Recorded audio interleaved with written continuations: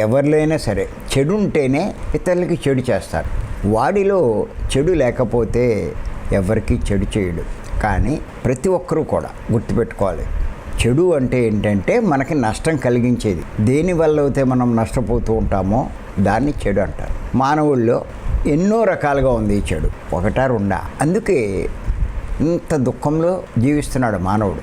చాలామంది అనుకుంటూ ఉంటారు, నేను అంతా మంచి చేస్తున్నాను, నాలో చెడేముంది అనుకుంటారు. కానీ ఎన్నో రకాల చెడు ఉంది ప్రతి ఒక్కళ్ళు. దాన్ని ఖచ్చితంగా సరి చేసుకోవాల్సిందే.